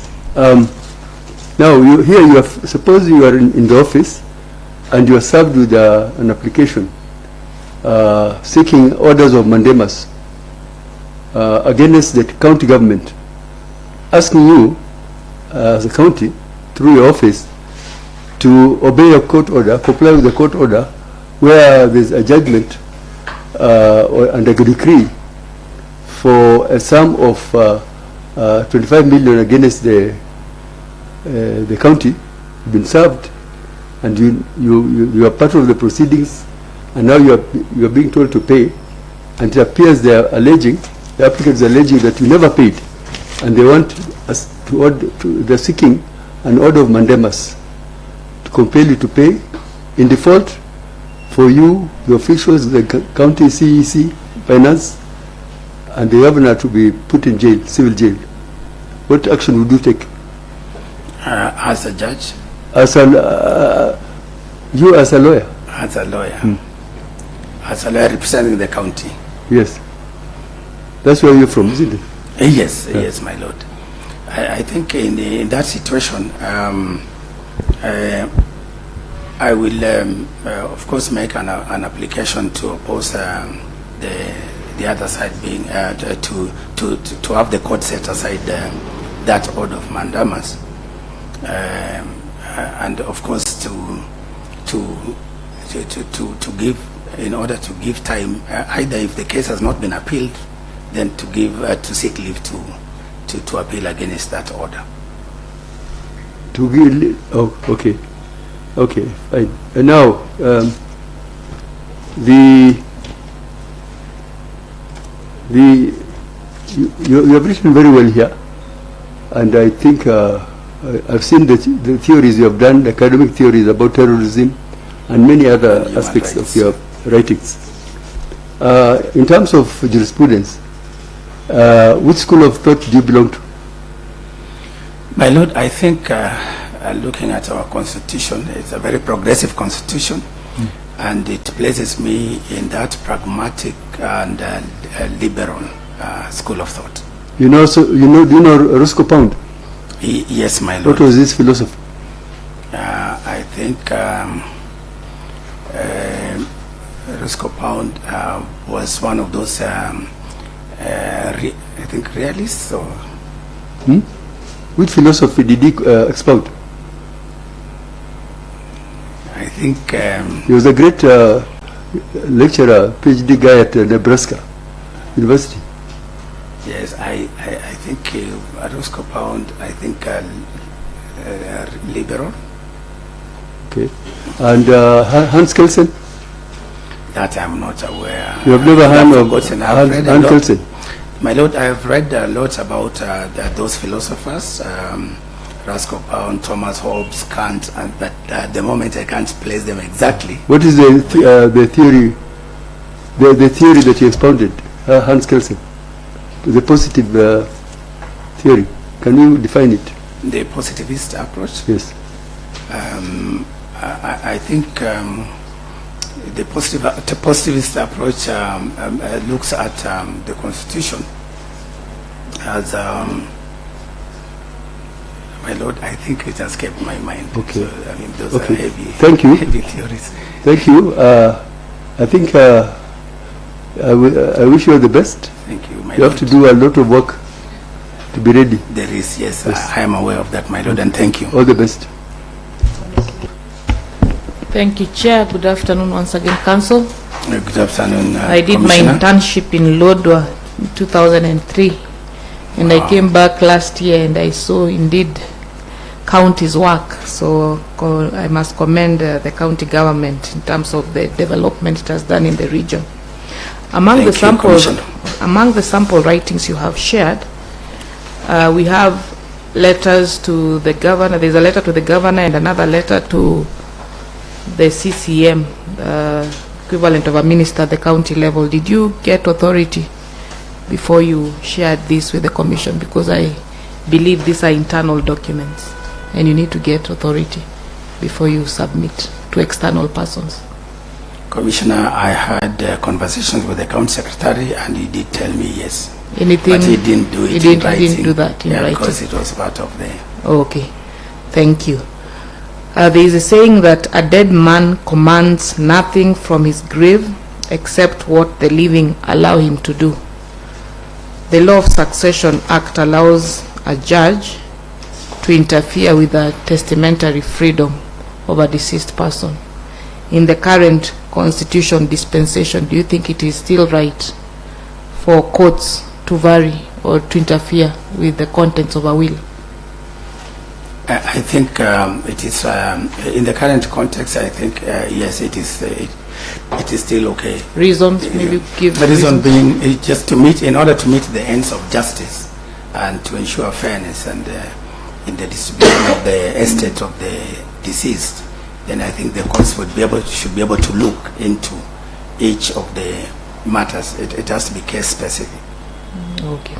And lastly, there's been concerns as to how judgments have been written in Kenya.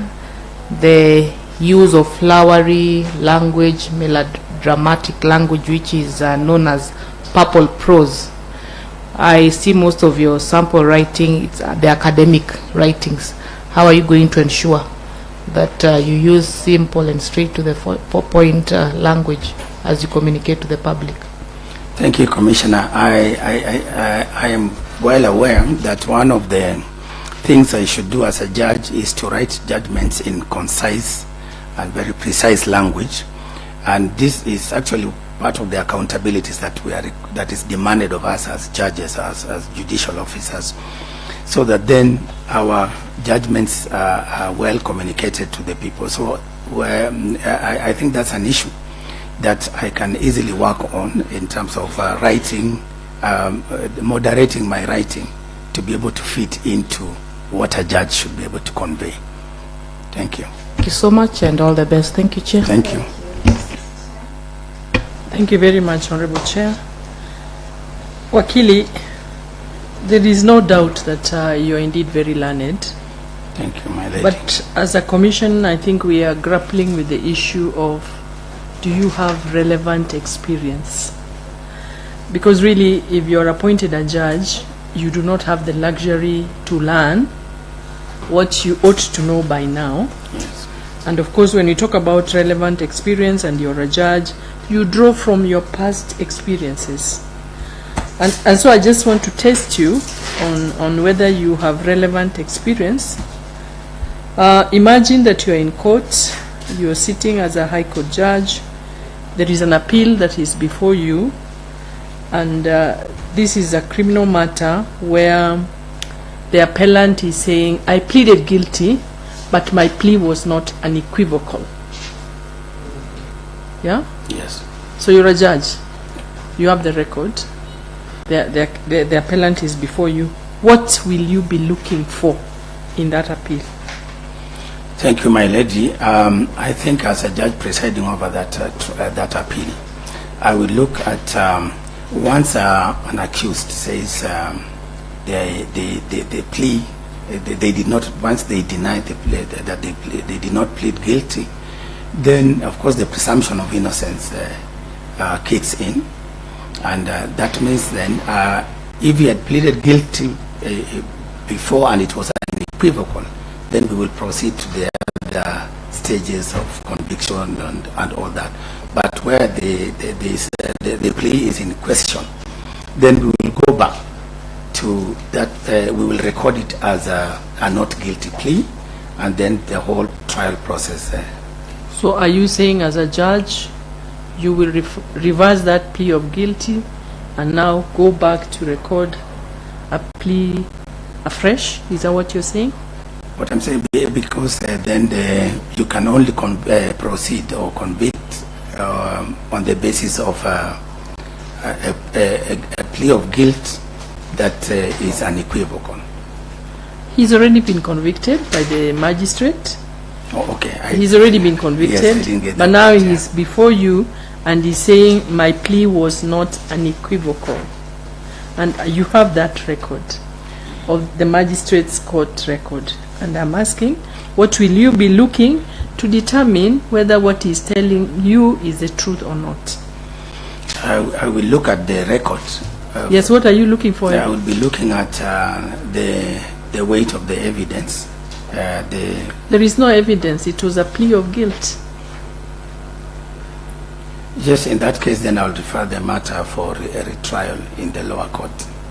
What makes you determine that the matter should go back for retrial? What is it that you're looking for on that record? I am looking at because if the evidence was for me, if the accused recants his plea, then it becomes a problem, and then that we need now to refer them to the. All right, we'll leave that because clearly, you must be versed with how plea is taken. That's the beginning point. Thank you. That's something I'll Number look two. into. Yeah, we are testing you to see really whether you are judge ready, and as I said, there is no doubt that you are very learned. Property of Turkana County has been attacked, wrongly attacked. The judgment that is there is in respect of another party altogether, but the property that has been attached is for the county. Are we together to that extent? Yes.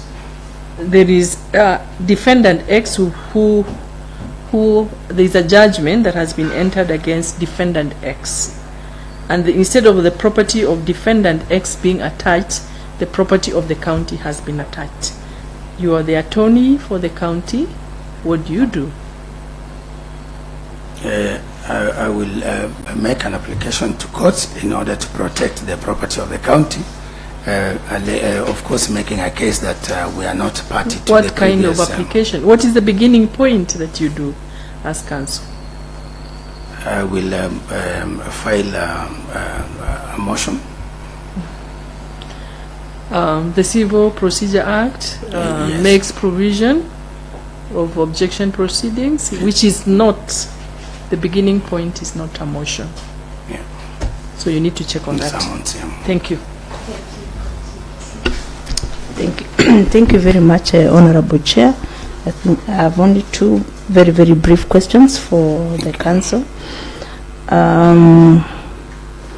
When we were preparing for this exercise, we engaged the stakeholders, and one thing that they're looking for a judge who understands the complexities of the judicial system, including the challenging environment and the power dynamics.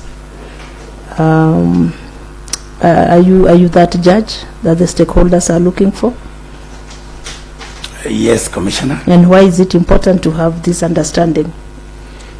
Commissioner, I do understand that judiciary does not operate in a vacuum. That as one of the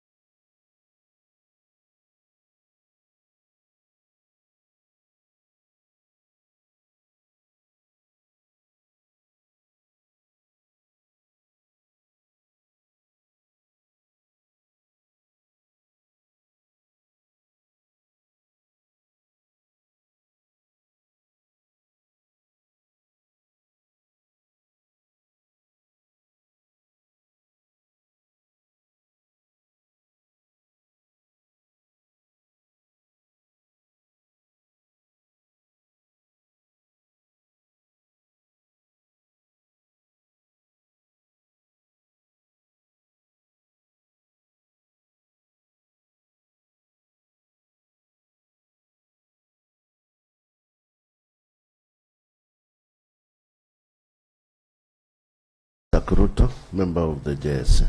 Thank you. Good morning. My name is Nzilani Caroline. I'm a commissioner. Karibu. Thank you. Good morning. My name is David Majanja, Commissioner and Judge of the High Court. Thank you. Thank you very much, Honorable. Chair. Oh, Justice Ibrahim. I'm back. Yes. Good morning. Morning. Welcome. My name is Justice Mohammed Ibrahim of the Supreme Court and Commissioner. Thank you. Yes, thank you. Yes. Yeah. I want to state from the onset that Korir worked with me at the county in Bomet, as our county actually. I know him as such, we've worked with him. I don't know whether CJ, I'm therefore conflicted.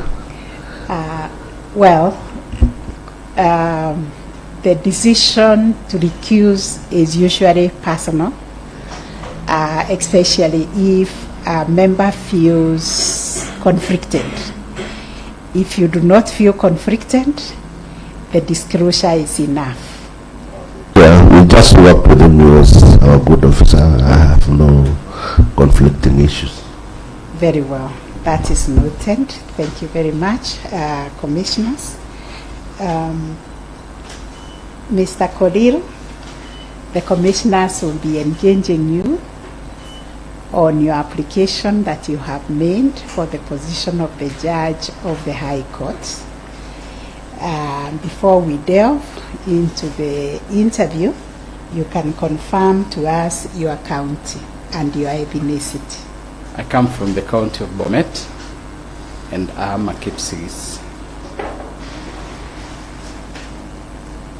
Thank you very much. Commissioner Macharia will take us from there. All right, a few questions. The first one relates to your CV. I can see you've straddled between a bit of practice, but also largely having worked in organizations as an in-house counsel. Yes, Your Honor. Now, could you tell us, as a commission, the main reason why you are seeking to join the judiciary at this stage? Okay. Thank you, my lord. I'm true. I've worked. First, I started with the Capital Markets Authority, 1995 to 1998. Between 1998 and 2010, I worked with James Finlay Kenya Limited, some multinational tea company in Kericho. Thereafter, I came back to private practice. 2016 and to 2017, I worked with the county government of Bomet.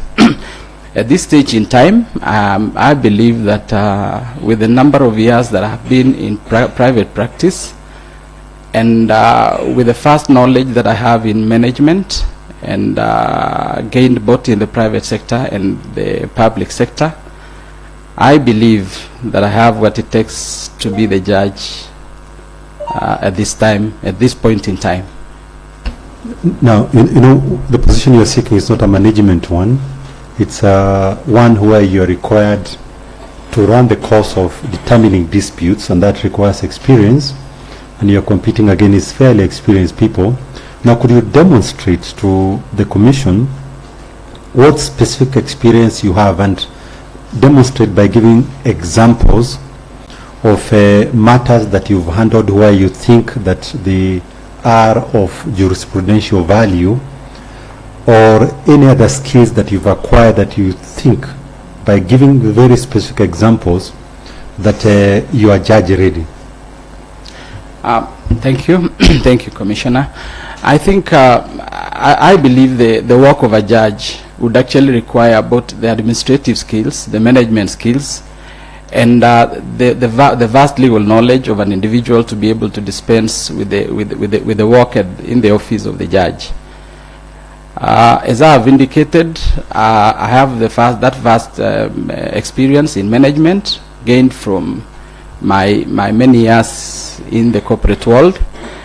On the side of practice and the experience that I have been able, in my own law firm in Kericho, been able to handle quite a good number of cases. I've actually successfully prosecuted them. Of course, in practice, there is always there are always those cases that you will win, and there are those cases that you will lose. One case that come to mind involved an estate of a very senior person in this country, where I prosecuted with one of my colleagues in Kisumu. It was a succession matter, and we successfully prosecuted it.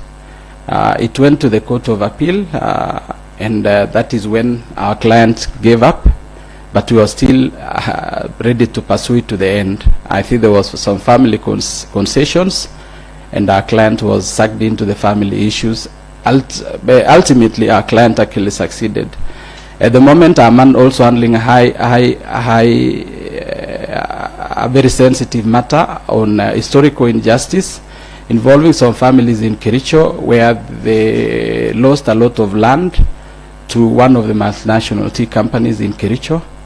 And looking at all those cases that I've handled, and being in court since 2010 when I resigned from my job in Finlays, I believe that I have the ability, I have the knowledge, I have the experience to be able to sit in the office of the judge and dispense the duties in the office of the judge. Okay, so my final question, you know, it's a constitutional imperative for us when it comes to picking people from who are not JUs. Yes. You have to demonstrate that you are distinguished. This is not a discretion on our part. We must be able to show that amongst the ones who have competed, that you are indeed distinguished. So what makes you distinguished? And you remember, distinguished means that in comparison with the others, you are way, way above.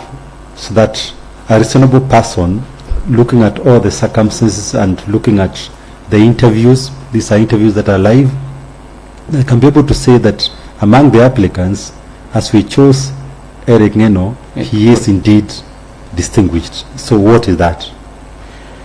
I have the integrity that is required by the office of the judge.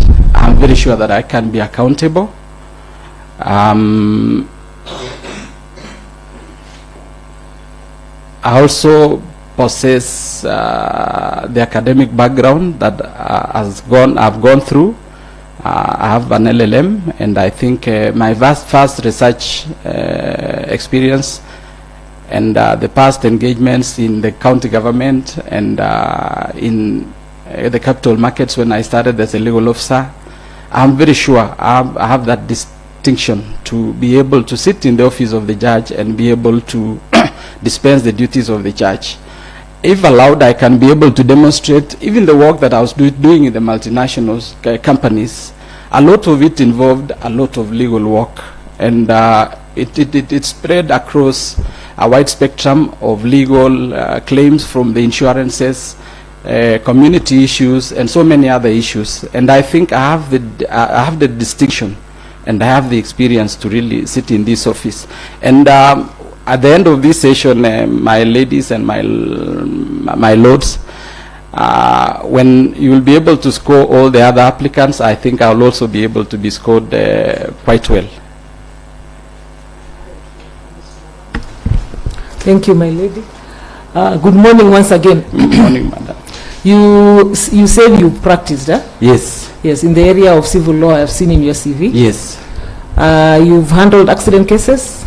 At the moment, I handle a lot of accident cases. Okay. I work for a good number of insurance companies. Mm-hmm. Yeah, but as a defense counsel. Okay. My experience with accident cases was informed largely when I was in James Finlay's. Mm-hmm. When I joined James Finlay's, they had more than 7,000 matters. Yes, I got that in introductory remarks. My area of practice in accident cases is actually the defense. Okay. So now, in fatal claims, yes, under the Fatal Accidents Act, what kind of remedy is offered? Yeah, let me leave it at that so that I don't preempt the answer. What kind of remedy is offered in a fatal accident? In most cases, they are general damages. Yes. So, and under what head? Special damages in some cases where they are demonstrable. Okay, under what head are the general damages payable under the Fatal Accidents Act? What do we call that category of general damages?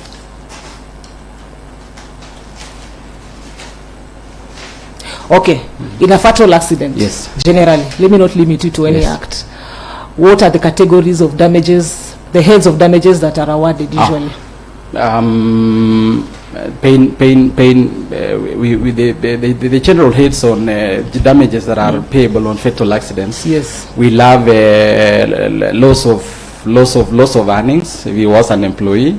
We also have pain, pain and loss. We also pain and suffering. Pain and suffering, yes. We also, if the deceased was an employee, we also look at the lost opportunity to his family, to his family and other dependents. So which of those falls under the Fatal Accidents Act? Pain and suffering. Under the Fatal Accidents Act? I think I need to check that. Okay, let's leave that. Yes. How do we calculate loss of dependency? It is usually the number of the number of remaining years by the earnings of the individual. Yeah.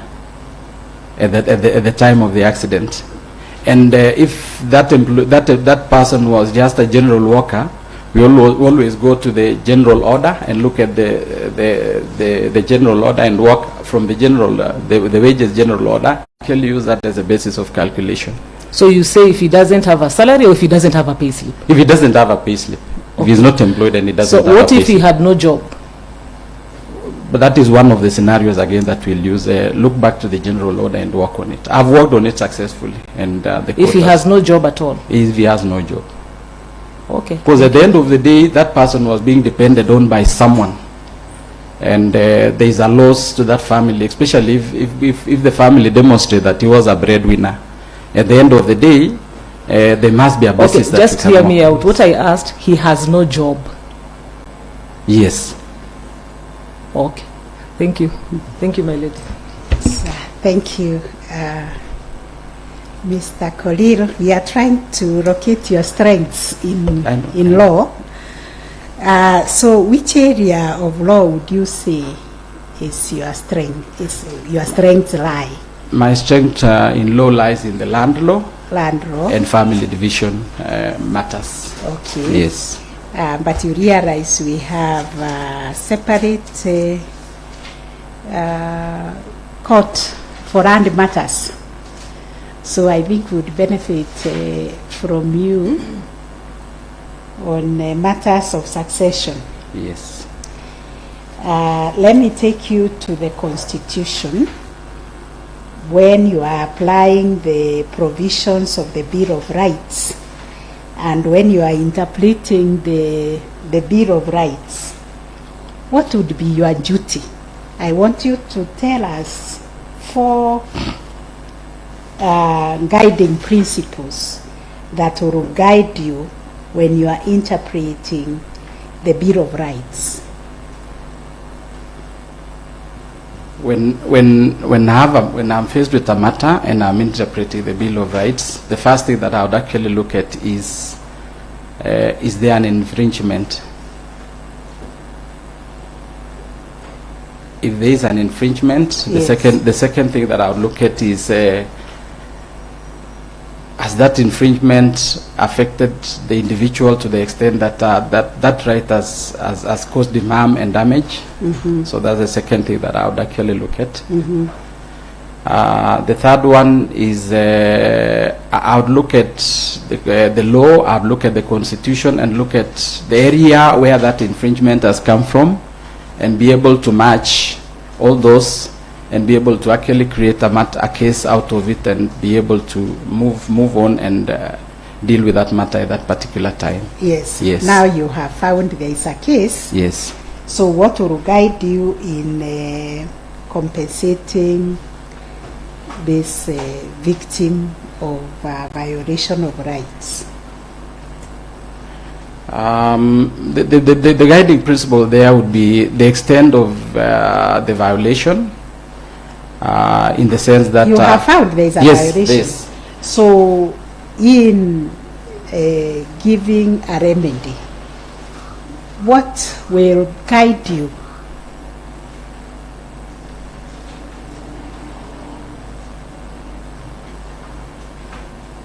I'll need to check on that, but You need to check I'll on need that. to check on that. Yeah. Yes, there are 4 broad principles. Brody, I know those principles. Only that it's. Yes, that's a hot seat. Yes, I think it's a hot seat, my lady.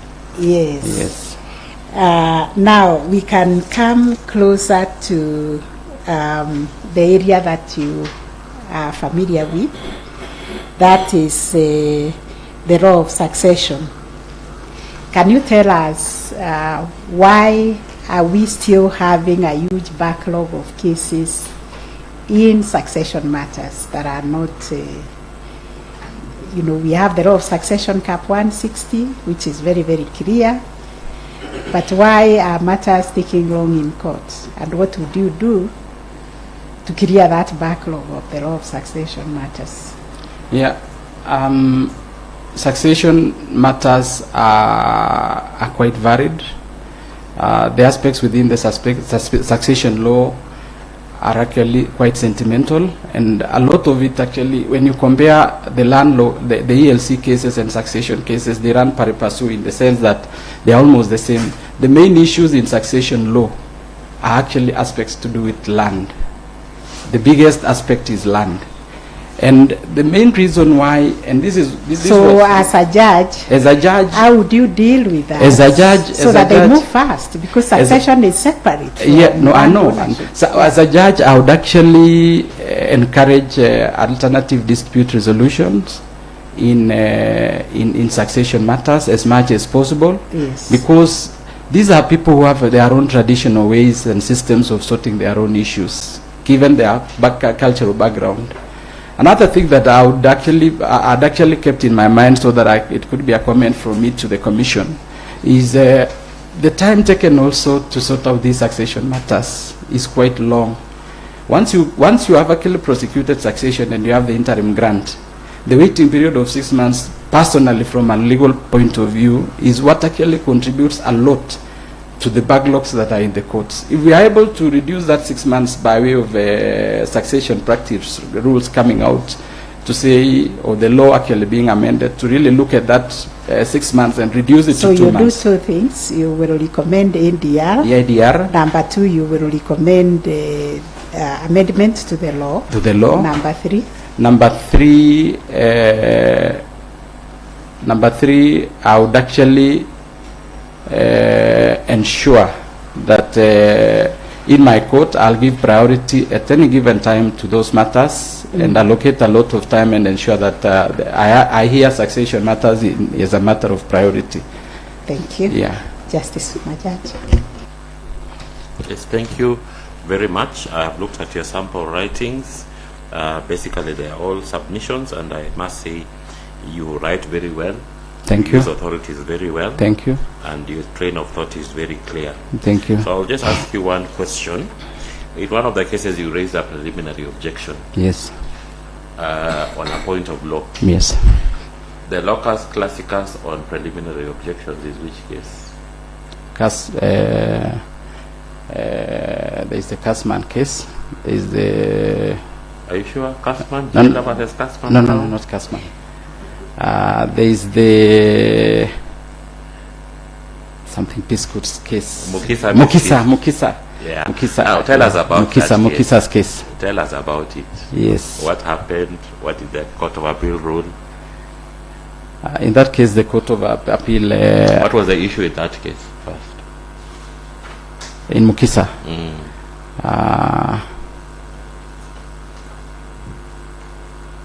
So I'm getting mixed up in my mind on a few of those authorities that have actually come in on the Mukisa case.